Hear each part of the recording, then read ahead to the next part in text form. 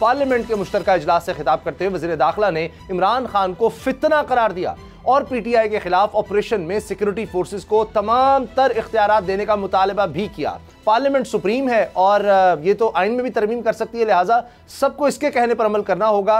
90 दिन से आगे इलेक्शन चले जाएं, कोई अजीब बात नहीं है। जो भी कानून साजी होगी या फिर केयर टेकर सेटअप आएगा विफाक के अंदर, तो उसमें पीटीआई शामिल ना होना मुशावरत में एक बहुत बड़ा सवालिया निशान है और उससे मैं समझता हूँ केओस खत्म नहीं होगा। प्रायोरिटीज मैशत नहीं है, इस सब को छोड़ के ऑडियो लीक्स पे मजम्मती करारदाद लाने का प्लान किया। चीफ जस्टिस ऑफ पाकिस्तान के बड़े अहम रिमार्क सामने आए हैं कि ये ऑडियोज के इससे कोई इदारा दबाव में नहीं आ सकता और सब्र और दरगुजर से काम लेंगे। ओसामा, आज से चंद साल पहले लोग मजाक से कहा करते थे कि मुल्क जो है वो ऑडियो वीडियोस पर चल रहा है। अब तो वाकई वो होता दिखाई दे रहा है, क्योंकि हर चीज के अंदर हमें यही दिखाई देता है कि किसी को ऑडियो से प्रेशराइज कर रहे हैं, किसी को वीडियो से प्रेशराइज कर रहे हैं। सब्सक्राइब करें और बेल दबाएं ताकि कोई खबर रह न जाए।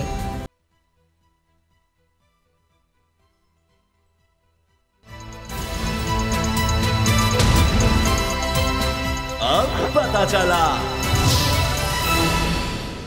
बिस्मिल्लाहिर्रहमानिर्रहीम, अस्सलाम वालेकुम। मैं हूं मोहम्मद उसामा गाजी और आप देख रहे हैं अब पता चला।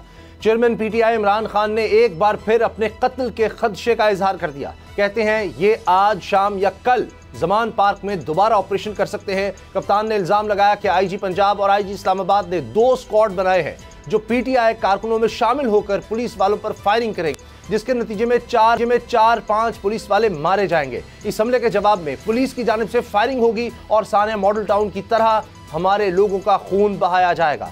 पुलिस वाले इसके बाद इमरान खान के घर तक पहुंचेंगे और फिर इन्हें मुर्तजा भुट्टो की तरह कत्ल कर दिया जाएगा। इमरान खान का यह खदशा है बेबुनियाद नहीं। आज पार्लियामेंट के मुश्तरका इजलास से खिताब करते हुए वज़ीर दाखिला ने इमरान खान को फितना करार दिया और पीटीआई के खिलाफ ऑपरेशन में सिक्योरिटी फोर्सेस को तमाम तर इख्तियारात देने का मुतालबा भी किया। इलेक्शन के इनेकाद पर वज़ीर दाखिला ने कहा कि पार्लियामेंट सुप्रीम इदारा है जिसे आइन में भी तरमीम का इख्तियार हासिल है। पार्लियामेंट ही इलेक्शन के इनेकाद पर मुल्की इदारों की रहनुमाई करे। पार्लियामेंट के मुश्तरका इजलास में क्या अहम फैसले हो सकते हैं, इस पर भी बात करेंगे, लेकिन पहले बात कर लेते हैं सिद्दीक जान के केस पर, जिस पर ट्वीट करते हुए बोल के को चेयरमैन ने ट्वीट किया कि बगैर वारंट के सिद्दीक जान को क्यों गिरफ्तार किया गया। ये केस पहले दिन ही डिस्चार्ज होना चाहिए था। यह हक की फतह नहीं, सिर्फ मरहम लगा है। असल फतह उस वक्त होती जब पुलिस एहलकारों के खिलाफ कार्रवाई होती। सैयद मुजम्मिल शाह मेरे साथ है। मुजम्मिल, पहली चीज तो ये सिद्दीक के खिलाफ जिस तरह केस हुआ, फिर एक दिन का जिस्मानी रिमांड, तो खदशात बहुत ज्यादा थे।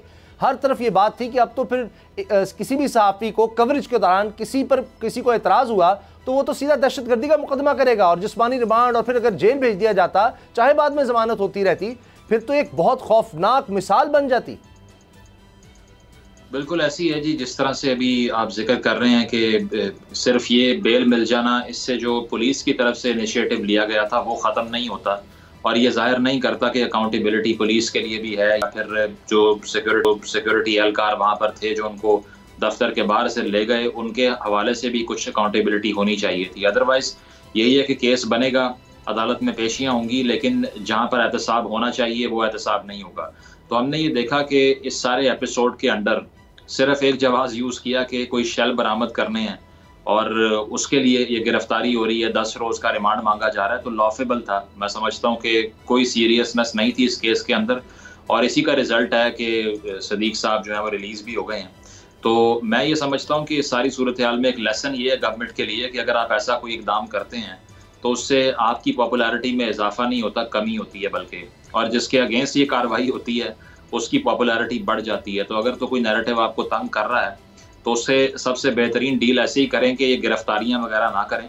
अदालती कार्रवाई अगर करनी भी है तो कानून के तरीके से आएँ, लेकिन FIA को सियासी तौर पे इस्तेमाल करना काबिल मजम्मत है, क्योंकि जो रिसोर्सेज हैं, जो टैक्स के पैसे पर दिए जाते हैं, जो तनख्वाहें दी जाती हैं, अगर उनका ये इस्तेमाल करना है तो अनजस्टिफाइड है बिल्कुल।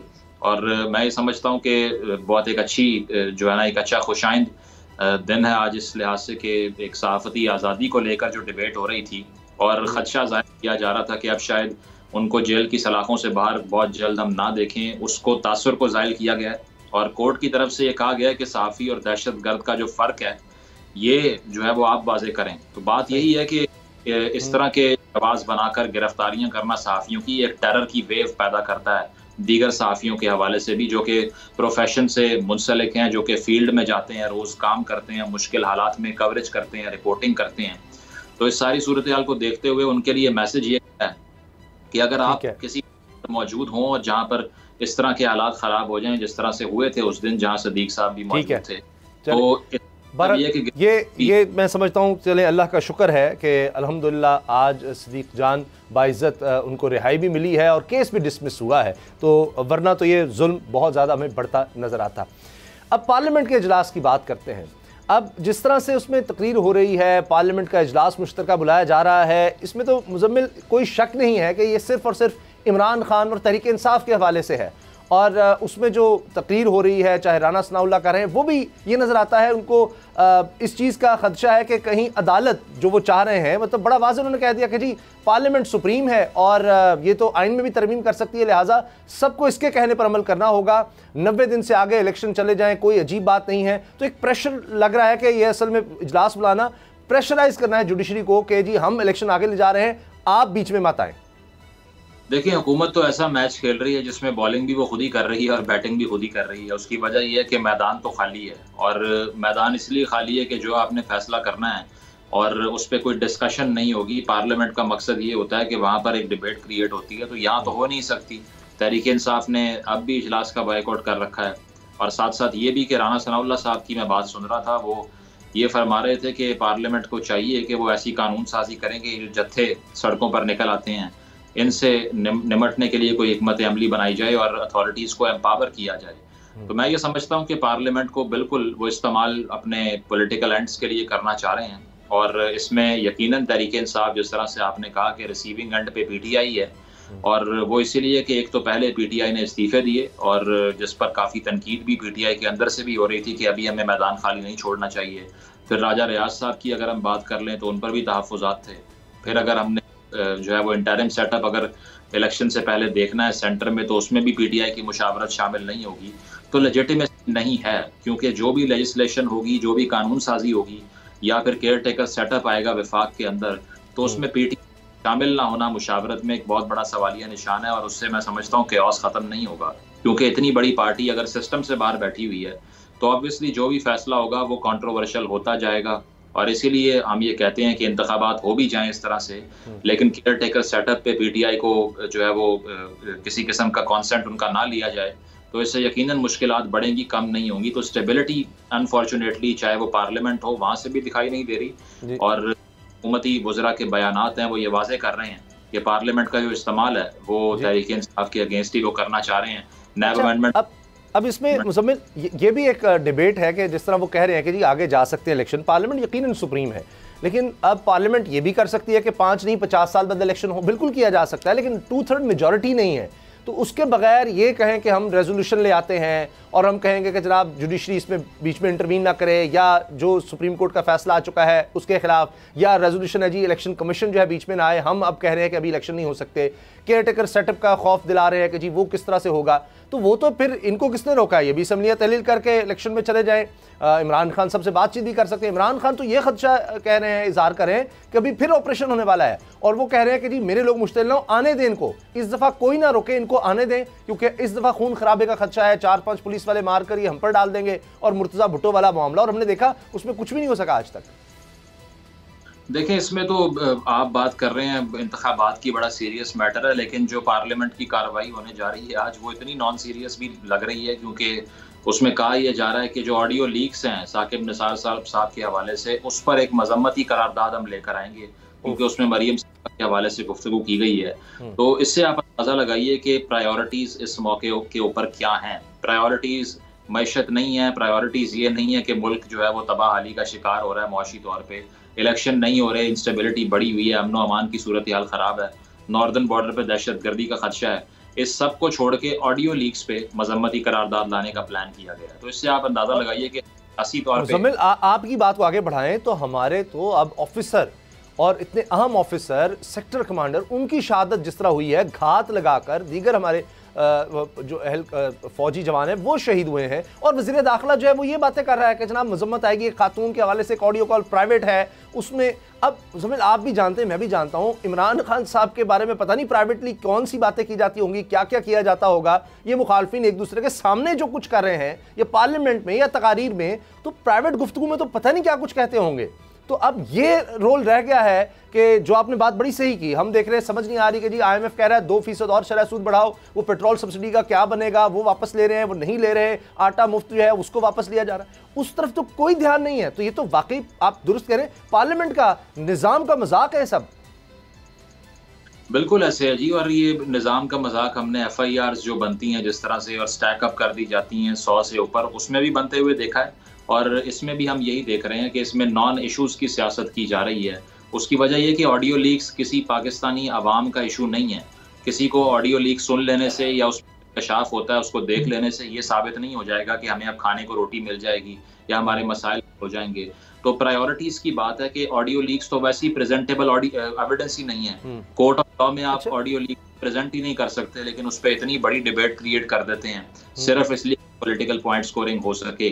तो मैं ये समझता हूँ कि नॉन सीरियसनेस तो बिल्कुल है, लेकिन एक टेरिबल किस्म की एक जो है वो अवॉइडेंस भी है असल मसाइल लेकर, और इसीलिए हम देख रहे हैं कि और किसी तरफ कोई ध्यान नहीं है। ध्यान ये है कि ऑडियो लीक्स में क्या इंकशाफ हो गया और कुछ पता नहीं है। तो इमरान खान अच्छा, इससे पहले हमने 6 घंटे का इजलास देखा, इत्तेहादियों का इजलास, उसमें दीगर लोग भी शामिल थे, उसमें भी जो बात निकल कर आई वो ये कि जी इलेक्शन एक वक्त पे होने चाहिए, यानी वही अभी फिलहाल इलेक्शंस ना हो और सख्ती से निपटना है इमरान खान से। इमरान खान साहब कह रहे हैं आज या कल रात को ऑपरेशन हो सकता है। आपको क्या लगता है, रमज़ान मुबारक से पहले एक सोच है कि किसी तरह से कोई इस तरह का ऑपरेशन किया जाए? आज का इजलास खबरें तो यही थी कि जी सख्ती से निपटने के लिए मेरा ख्याल है पहले कवानीन काफ़ी वाज़ेह है, मौजूद है, इख्तियार दिया गया है। अब तो केसेस भी कहा गया है कि जी वो जमानतें भी हो गई हैं, पुलिस और दीगर कोई किसी को भी इजाज़त है जी कोई भी ऑपरेशन करें। लेकिन 143 केस जब होंगे किसी जमात पर और उसके रहनुमा पर, कुल मिलाकर 143, फिर भी आपको ज़रूरत है कि जी उसके खिलाफ उन्हें कार्रवाई करनी है, तो कहीं खदशा है आपको कि खून खराबा हो सकता है और हुकूमत फिर ऑपरेशन कर सकती है? क्योंकि रमज़ान में ज़रा मुश्किल हो जाएगा, उसकी एक अजीब वो एक बन जाएगी बात की रमज़ान में भी इन्होंने नहीं छोड़ा, रोज़े में जाकर ये तोड़ फोड़ और ये सब लड़ाई हो रही है।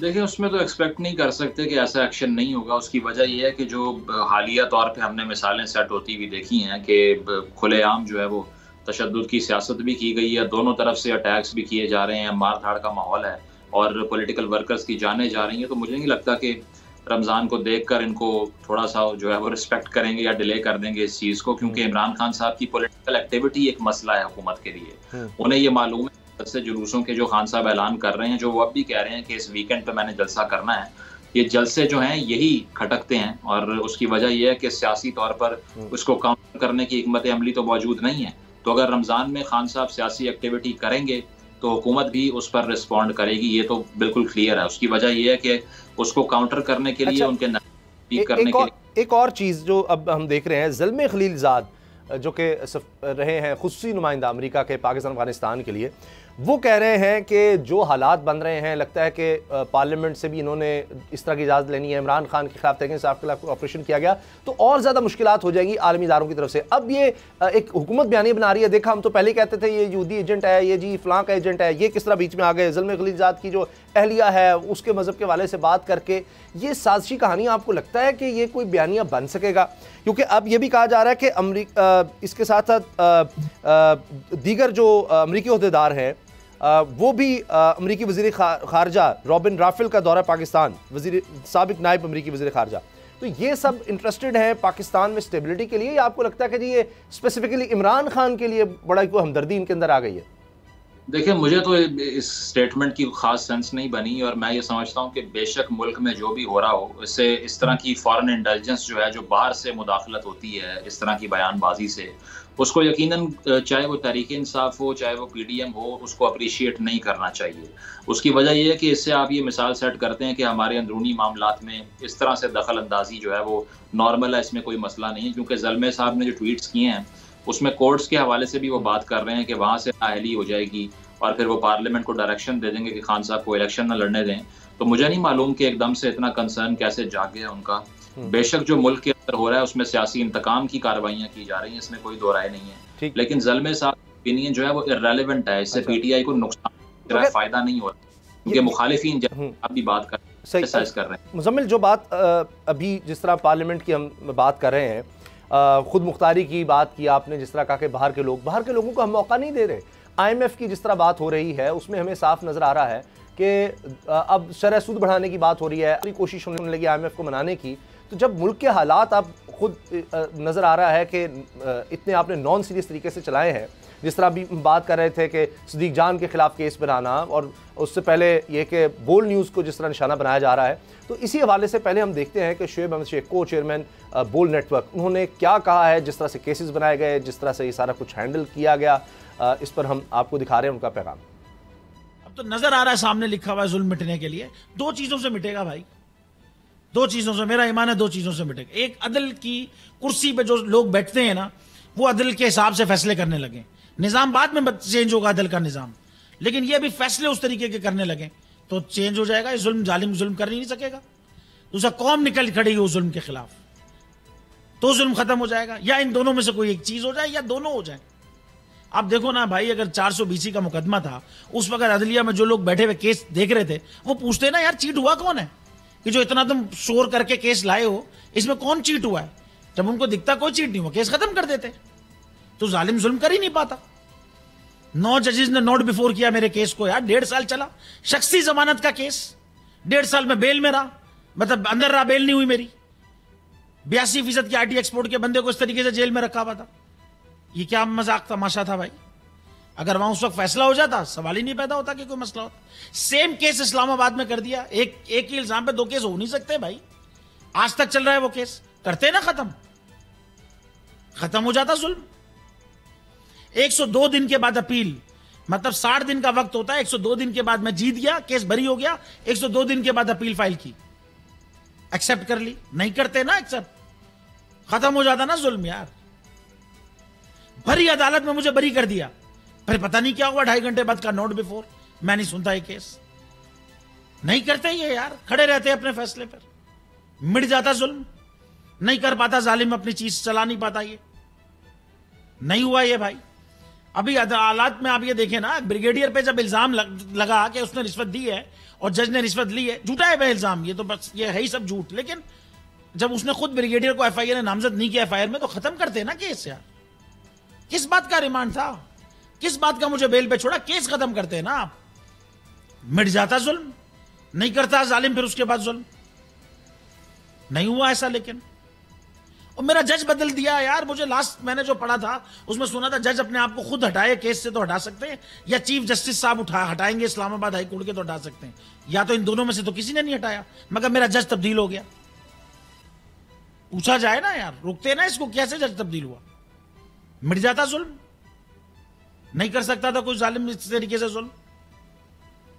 102 दफा का जो रिकॉर्ड इन्होंने पैमरा का कायम किया है भाई, एक ही मामला होता है ना कि चेयरमैन पैमरा को कानूनन नहीं कर सकता वो चैनल बंद, अथॉरिटी करती है, चेयरमैन पैमरा कर देता है। बगैर नोटिस दिए नहीं कर सकता, बगैर नोटिस दिए कर देता है।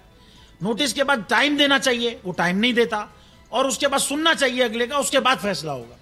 ये सब कुछ नहीं होता और वो बंद कर देता है। फिर हम कोर्ट जाते हैं, कोर्ट कहता है ये गलत हो गया, बहाल हो जाते हैं।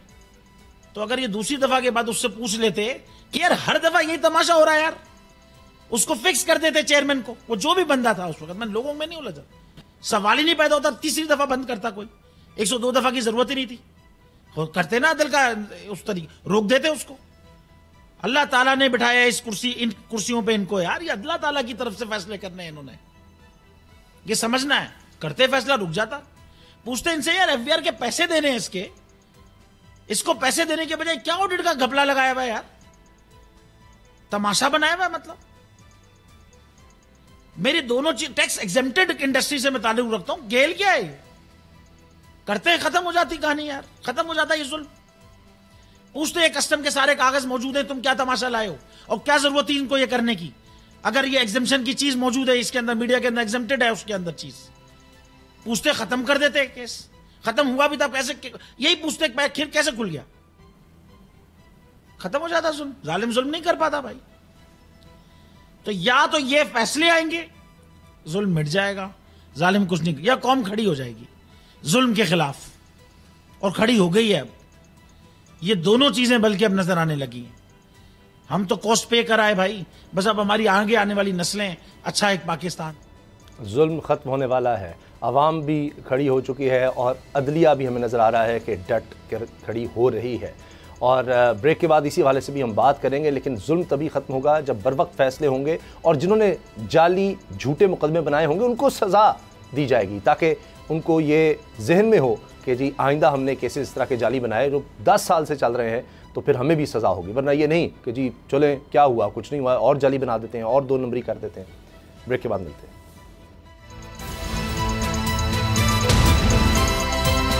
अब पता चला।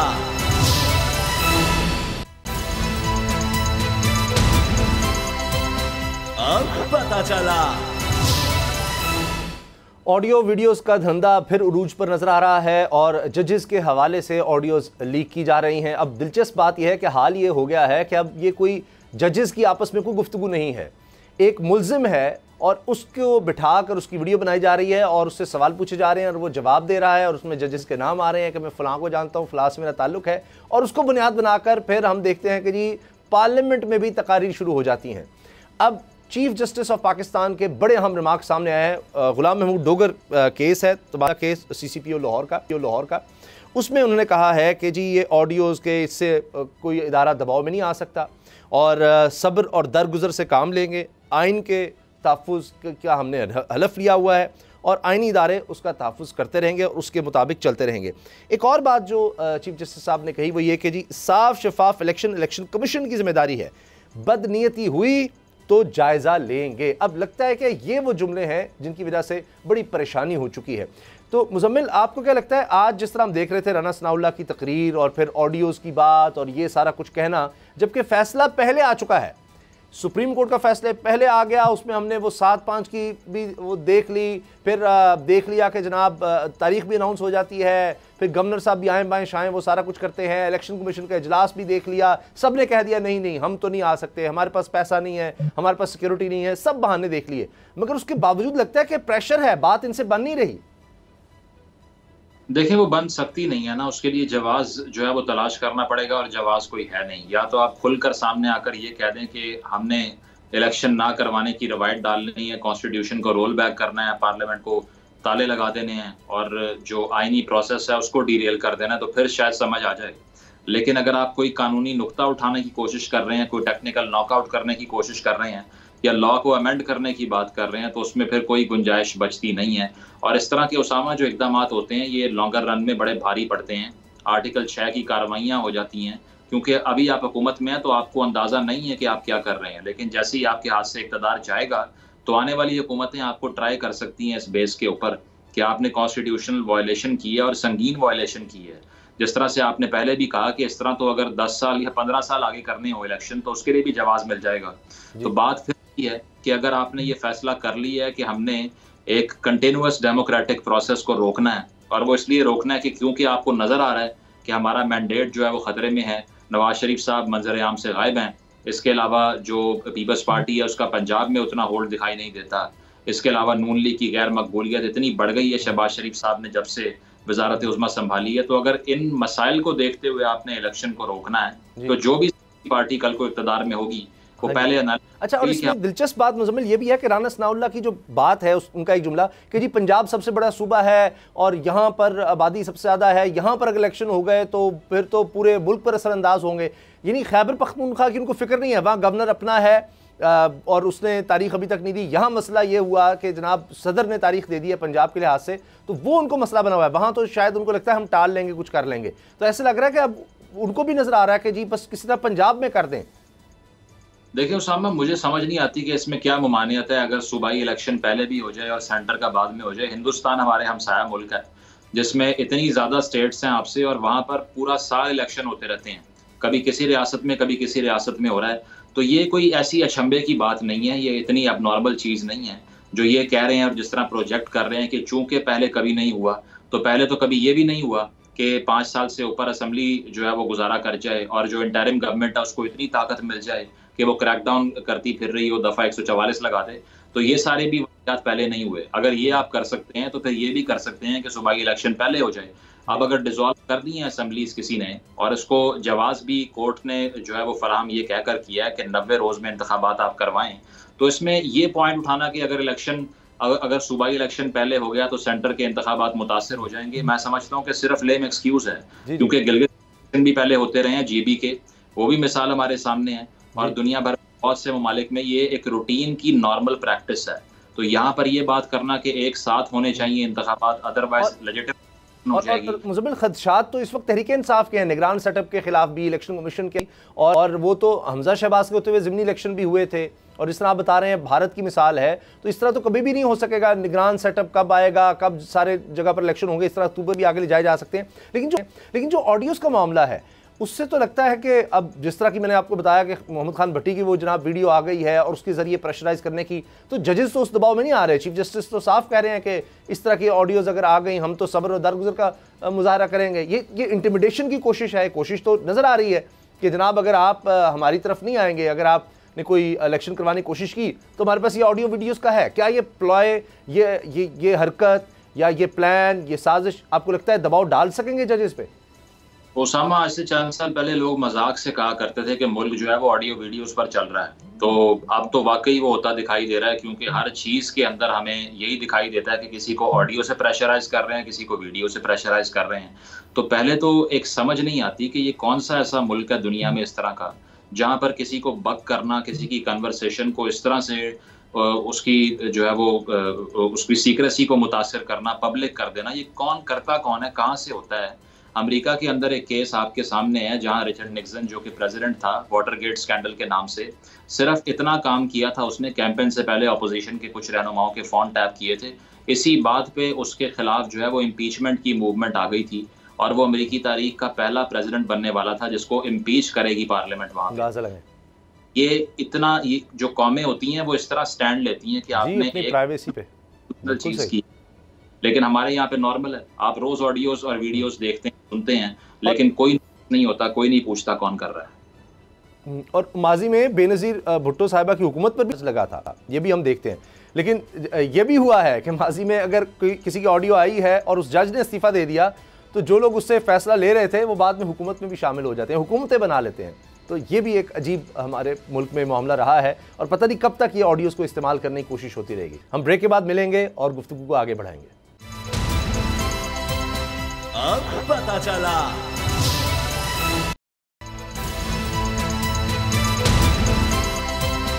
अब पता चला। बात कर रहे थे पार्लियामेंट के इजलास की, इमरान खान साहब के खदशात की और सुप्रीम कोर्ट के अहकामात की। अब मुज़म्मिल, जिस तरह हम देख रहे हैं कि अभी हाल ही में मुलाकात हुई सिविल सोसाइटी के कुछ लोगों की, जिनमें कुछ हम ह्यूमन राइट्स ऑर्गेनाइजेशन का कहें, सीनियर सहाफ़ी कहें, तो वो एक सालिसी का किरदार कह लें। हमने पाकिस्तान बार काउंसिल की तरफ से भी ये देखा, तो इमरान खान साहब ने उस पर पेशरफ ज़रूर की कि जी बिल्कुल कॉन्फिडेंस बिल्डिंग मैयर्स हों, हम सब बैठ कर बात करने को तैयार हैं।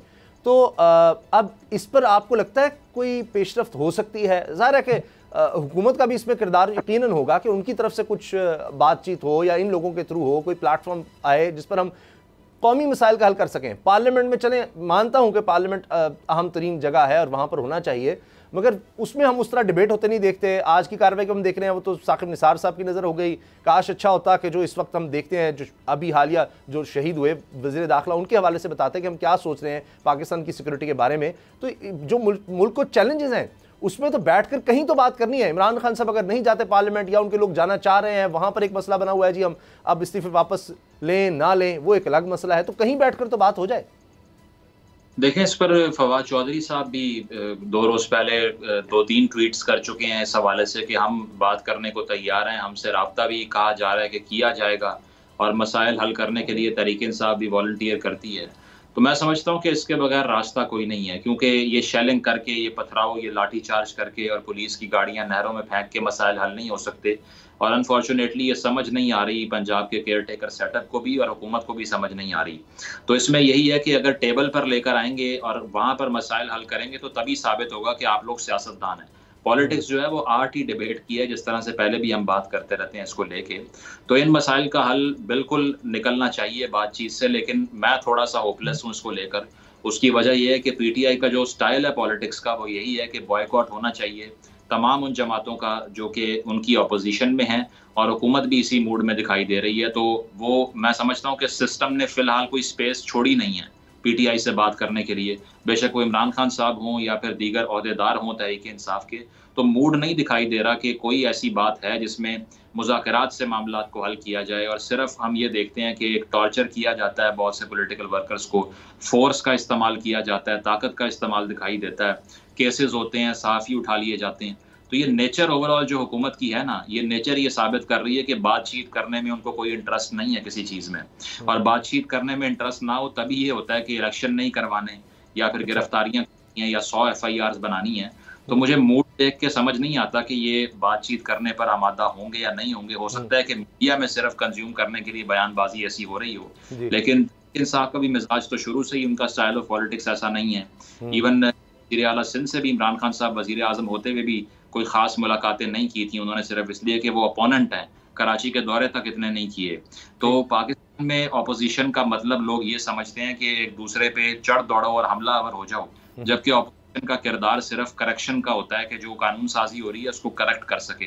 तो यहाँ उसको दुश्मनी का नाम दे देते हैं। तो मुझे कम है उम्मीद, और मैं तो इसको लेके कोई खास ऑप्टिमिस्टिक नहीं हूँ कि बातचीत से ये मसाइल हल करेंगे, क्योंकि जितना आगे जा चुके हैं ये मुकदमे सियासी वर्कर्स को डालने में, तो वो बहुत मुश्किल है रिवर्स। हम एक जी तसलसल भी तो देख रहे हैं मुज़म्मिल, फितना फसाद इमरान खान साहब के बारे में पहले, और मेरा ख्याल था कि जब उन पर कातलाना हमला हो गया तो अब थोड़ी एहतियात ज़रूर नजर आएगी, जबकि ये चार्ज भी लगा के पाकिस्तान के सरकारी टीवी पर सारी प्रेस कॉन्फ्रेंस नशर होती रहीं जिसमें उन पर तौहीन मज़हब का इल्ज़ाम और सारा कुछ बताया गया, दिखाया गया, हम देखते रिपोर्ट्स बनाई गई, ग्राफिक्स चलाए गए, और उसके बाद फिर हमला भी हो गया। तो लेकिन उसके बाद भी हम देख रहे हैं फितना फसाद और इस तरह की बातें माइनस करना, ये सब अभी तक चल रही हैं। देखिए दोनों तरफ से हैं, मुझे नहीं लगता कि इसमें कोई एक साइड जो है वो बहुत मोहतात होकर बात कर रही है, क्योंकि ये जो सियासी पारा है, ये जितना हाई हुआ है इस मौके के ऊपर, वो इसीलिए है कि अगर आपको गिरफ्तारी का डर है या फिर जान का खतरा है, दूसरा उसको सीरियस नहीं ले रहा। हालांकि PDM की हुकूमत पे तो ताजुब होना चाहिए। उसकी वजह यह है कि वो खुद ये कहते हैं कि हमने यही फेस किया 3-4 साल, हमारी गिरफ्तारियां हुई, हमें 200 पेशियां भुगता दी, जेल में रखा, ब्यूरोक्रेट्स को पकड़ लिया, हमारे कैबिनेट के लोगों को उठा लिया। तो अगर आपने वाकई ये सब फेस किया था तो आपने आकर वही दोहराना नहीं था। लेकिन समझ ये आती है कि लेसन कोई नहीं सीखा और उस सारी सूरत हाल से कुछ रिजल्ट नहीं निकाला कि अगर हमारी यही रविश रहेगी तो PTI भी दोबारा इक़्तिदार में आके आपके साथ यही करेगी।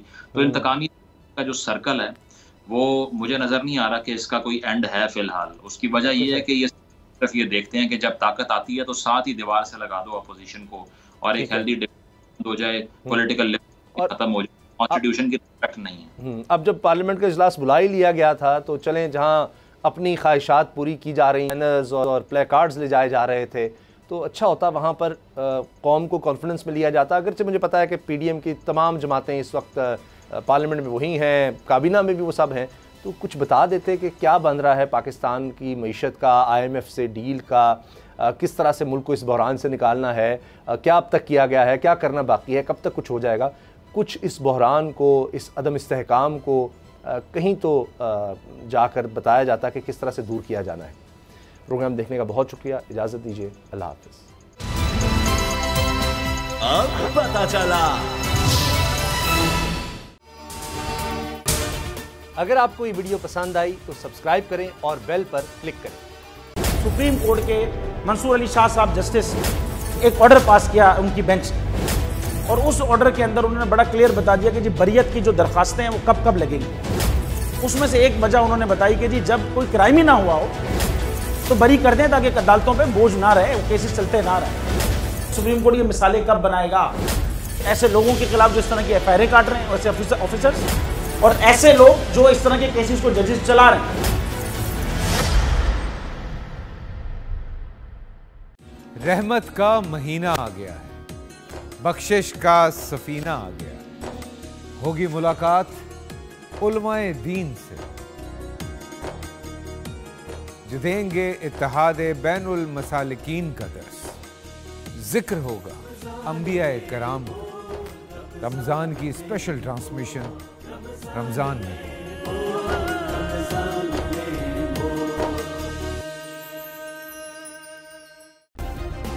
सब्सक्राइब करें और बेल दबाएं ताकि कोई खबर रह न जाए।